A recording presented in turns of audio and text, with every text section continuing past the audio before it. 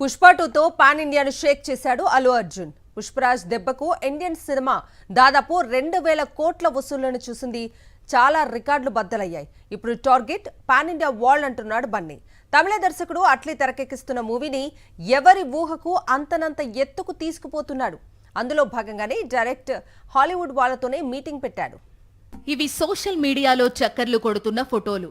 ముంబైలో అల్లు అర్జున్ అండ్ అతని డైరెక్టర్ అట్లీ ఒక మీటింగ్ నిర్వహించారు. ఎవరితోనో తెలుసా? కనెక్ట్ మాప్ సీన్ అనే హాలీవుడ్ లీడింగ్ మార్కెట్ టీంతో మీటింగ్ నిర్వహించారు. గతంలో ఈ company Avatar, Dune, fast and furious లాంటి బిగ్గెస్ట్ హాలీవుడ్ బ్లాక్ బస్టర్స్ కు పబ్లిసిటీని డిజైన్ చేసింది.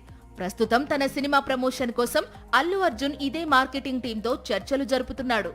పుష్ప 2తో పాన్ ఇండియా మార్కెట్ ను షేక్ చేసిన అల్లు అర్జున్ తన కొత్త చిత్రంతో పాన్ వరల్డ్ ను టార్గెట్ గా పెట్టుకున్నాడు.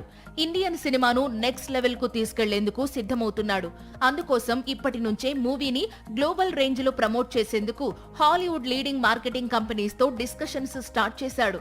మూవీని వరల్డ్ వైడ్ గా ప్రమోట్ చేయడం, Oscar, golden globe, Hollywood critics లాంటి బిగ్గర్ ఈవెంట్స్ వరకు తీసుకెళ్లడం ఈ కంపెనీస్ మేజర్ వర్క్.